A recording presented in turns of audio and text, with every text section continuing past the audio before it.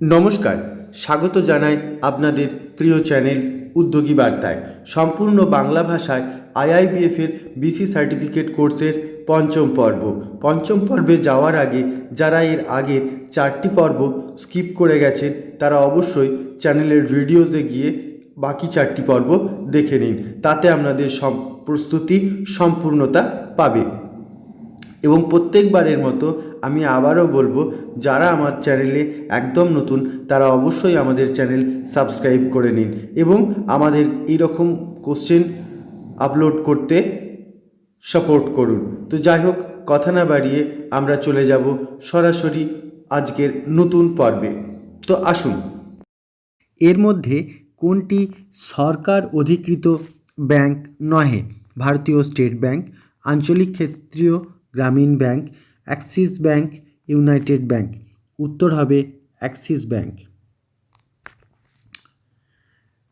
কোনো গ্রাহক যখন ব্যাংকে অ্যাকাউন্ট খুলতে চান তখন এর মধ্যে কোন বিষয়টি জানাতে হয়? ব্যাংকের কাছে গ্রহণযোগ্য পরিচিত লোকের পরিচিতি, গ্রাহকের ছবিসহ পরিচিতপত্র, গ্রাহকের বাসস্থানের পরিচিতিপত্র, এর মধ্যে সবগুলি। উত্তর হবে এর মধ্যে সবগুলি। পরবর্তী প্রশ্ন, গ্রাহককে জানো কেওয়াইসি কথাটির সম্পূর্ণ অর্থ কী? Know your customer, know your client, know your correspondent, এর মধ্যে কোনোটিই নয়। উত্তর হবে ক, নো ইওর কাস্টমার। নমিনেশন কি? গ্রাহকের মৃত্যুর পর গচ্ছিত টাকা গ্রাহক মনোনীত ব্যক্তির হাতে তুলে দেওয়া, গ্রাহকের মৃত্যুর পর গচ্ছিত টাকা ব্যাংক মনোনীত ব্যক্তির হাতে তুলে দেওয়া, গ্রাহকের মৃত্যুর পর গচ্ছিত টাকা সরকার মনোনীত ব্যক্তির হাতে তুলে দেওয়া, গ্রাহকের মৃত্যুর পর গচ্ছিত টাকা পরিবারের হাতে তুলে দেওয়া।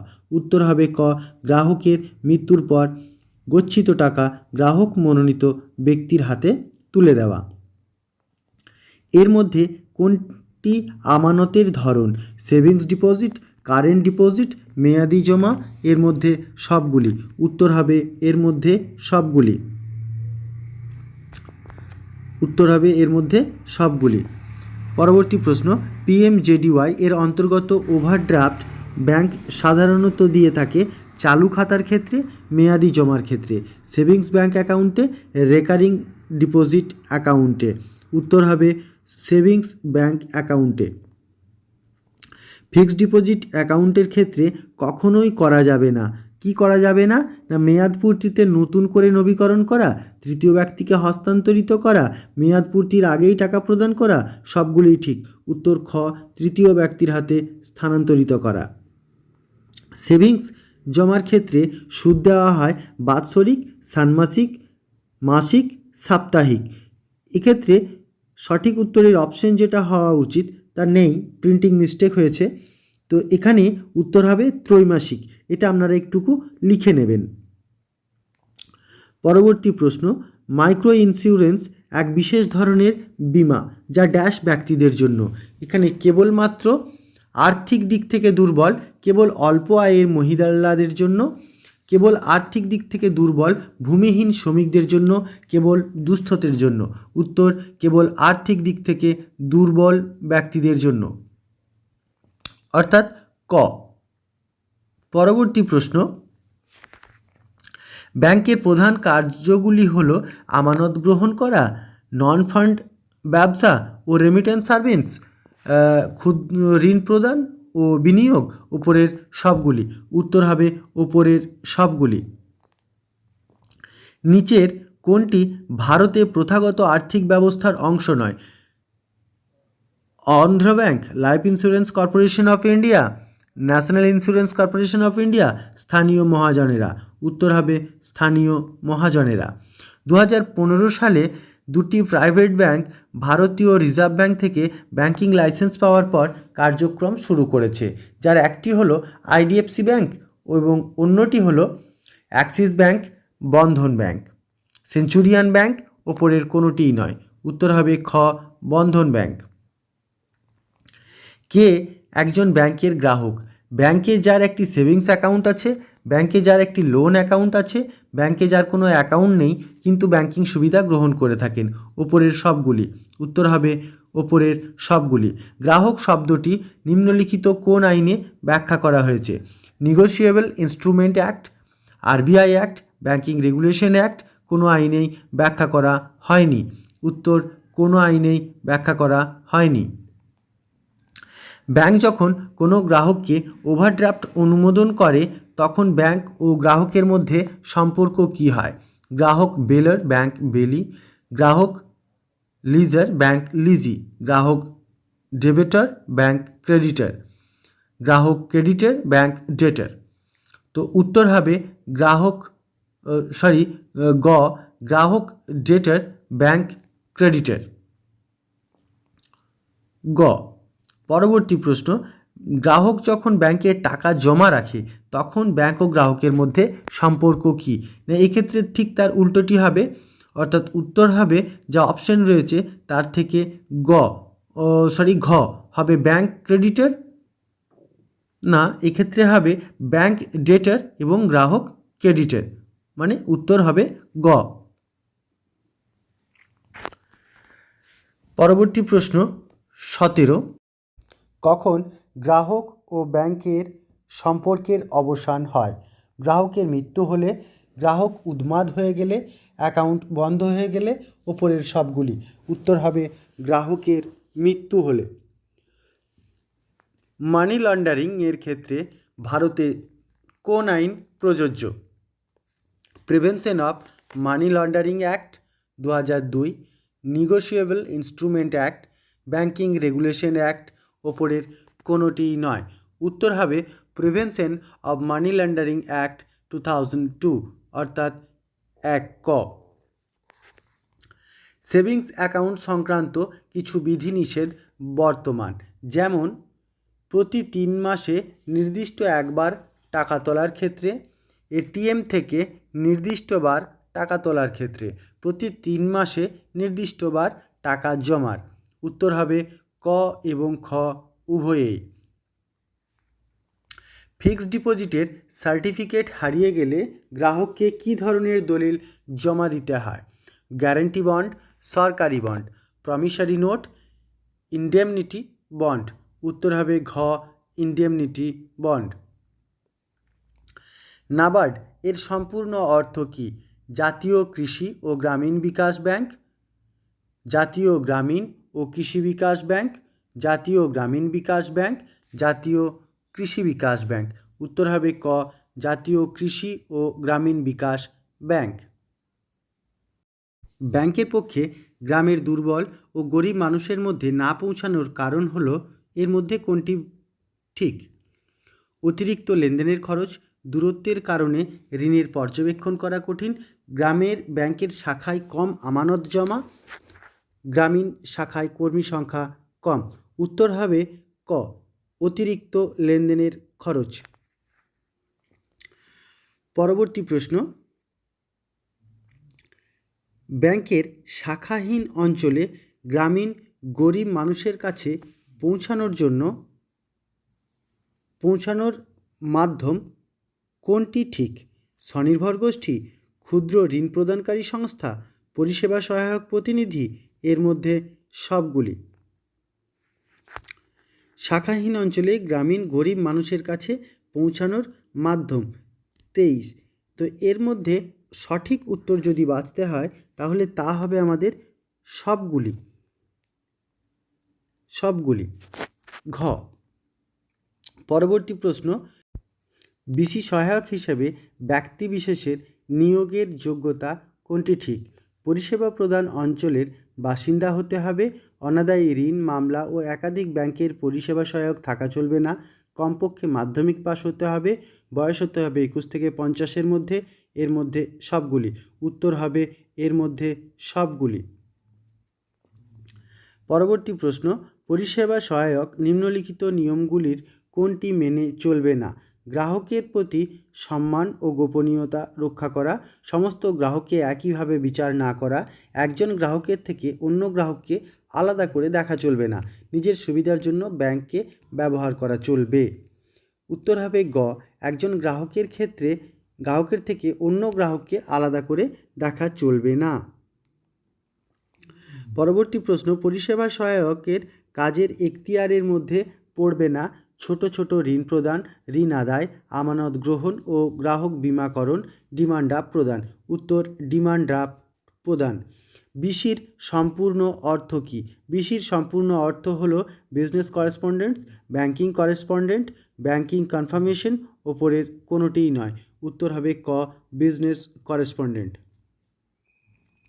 পিএমজেডিওয়াই এর সম্পূর্ণ অর্থ হল প্রধানমন্ত্রী জনধন যোজনা, প্রধানমন্ত্রী ধনজন যোজনা, প্রাইম মিনিস্টার জনধন যোজনা, ওপরের কোনোটিই নয়। উত্তর হবে ক, প্রধানমন্ত্রী জনধন যোজনা। পিএমজেডিওয়াই কি? এটি একটি সহজে আর্থিক সেবাসমূহ পাওয়ার উপায়। এটি একটি সহজে জীবন বীমা ও পেনশন ব্যবস্থায় আওতায় অন্তর্গত হওয়ার উপায়, একটি আর্থিক অন্তর্ভুক্তির জন্য জাতীয় প্রচেষ্টা।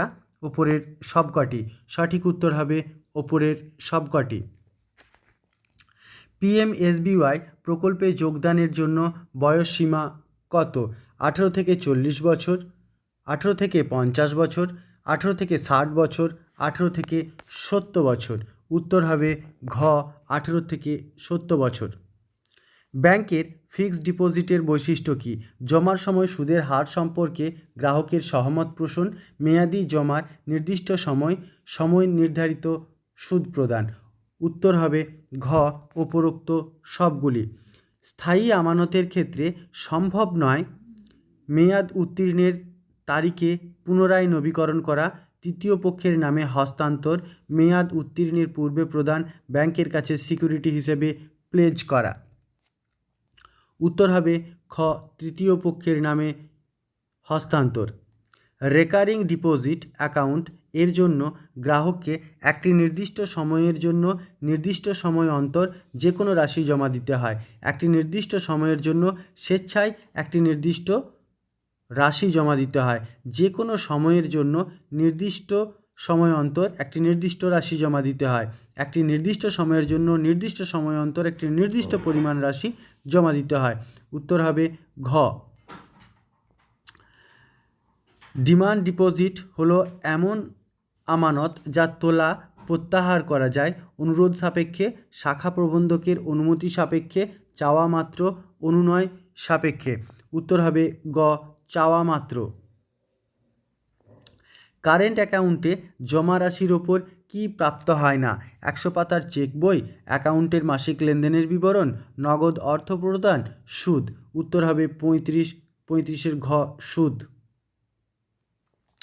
সেভিং ডিপোজিটে সুদ প্রদান করা হয় জমা রাশির ওপর সর্বোচ্চ, দৈনিক, সর্বনিম্ন, মাসের শেষে সর্বশেষ জমা রাশির ওপর। উত্তর হবে খ, দৈনিক। সম্পূর্ণ অপ্রতিবিধেয় একটি চোখের দৃষ্টি হারানোর ক্ষেত্রে পিএমএসবিওয়াই প্রকল্পের সুবিধা কী? 30,000 টাকা, 1 লক্ষ টাকা, 1.5 লক্ষ টাকা, 2 লক্ষ টাকা। উত্তর হবে 1 লক্ষ টাকা। উত্তর হবে 1 লক্ষ টাকা। পিএমএসবিওয়াই প্রকল্পের যোগ্য গ্রাহকের 12 টাকা প্রিমিয়ামের মধ্যে ব্যাংক মিত্রের প্রাপ্য কত? 1 টাকা, 2 টাকা, 10 টাকা, ওপরের কোনোটিই নয়। উত্তর হবে ক, 1 টাকা। নিম্নলিখিত কোন অ্যাকাউন্টে নমিনেশন সম্ভব নয়? ব্যক্তির নিজের নামে সেভিংস অ্যাকাউন্টে, ব্যক্তির নিজের নামে রেকারিং ডিপোজিট অ্যাকাউন্টে, কোম্পানির নামে কারেন্ট অ্যাকাউন্টে, নিজের ব্যক্তির নামে ফিক্সড ডিপোজিট অ্যাকাউন্টে। উত্তর হবে গ, কোম্পানির নামে কারেন্ট অ্যাকাউন্টে। গ্রাহকের ফিক্সড ডিপোজিট অ্যাকাউন্টে নমিনেশনের ক্ষেত্রে নিম্নলিখিত কোন বিবৃতিটি সঠিক? নমিনেশন একবার করার পর ভবিষ্যতে পরিবর্তন করা সম্ভব নয়।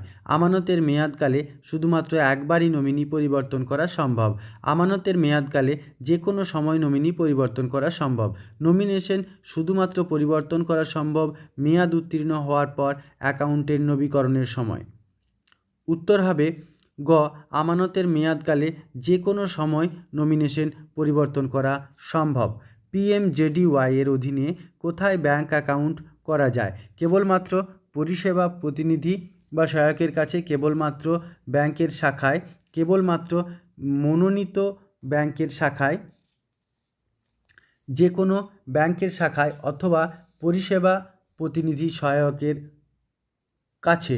উত্তর হবে যে কোনো ব্যাংকের শাখায় অথবা পরিষেবা প্রতিনিধি সহায়কের কাছে। জনধন যোজনার একটি দীর্ঘমেয়াদী লক্ষ্য হল ড্যাশ আর্থিক ব্যবস্থার উন্নতি করা। নগদ, পণ্য বিনিময় প্রথা, নগদবিহীন, পরিকল্পিত। উত্তর হবে গ, নগদবিহীন। পিএমজেডিওয়াই এর অধীন অ্যাকাউন্টে ওভারড্রাফটের সর্বোচ্চ সীমা কত? 5,000, 10,000, 20,000, 25,000। উত্তর হবে ক, 5,000। পিএমজেডিওয়াই এর অধীন অ্যাকাউন্টে ওভারড্রাফটের মঞ্জুরকর্তা কে? বিসি এজেন্ট, ব্যাংকের শাখা, গ্রাম পঞ্চায়েত প্রধান, ওপরের কোনোটিই নয়। খ, উত্তর ব্যাংকের শাখা। পিএমজেবিওয়াই এর সম্পূর্ণ অর্থ কী? প্রধানমন্ত্রী জীবনজ্যোতি বীমা যোজনা, প্রধানমন্ত্রী জীবন বীমা যোজনা, প্রাইম মিনিস্টার জীবনজ্যোতি বীমা যোজনা, ওপরের কোনোটাই নয়। উত্তর হবে ক, প্রধানমন্ত্রী জীবনজ্যোতি বীমা যোজনা। পিএমজেডিওয়াই এর অন্তর্গত জীবন বীমা সুরক্ষার সীমা কত? 30,000, 1 লক্ষ, 2 লক্ষ, 25,000। উত্তর হবে 30,000। এখানে একটুকু মতামত আছে, যাদের পিএমজেডিওয়াই শুরু হওয়ার সময় মাত্র 1 বছর সময় ছিল, সেই সময়ের মধ্যে যারা এটা করেছিল তারা কেবল এই 30,000 টাকার সুরক্ষা বিমাটা পাবেন।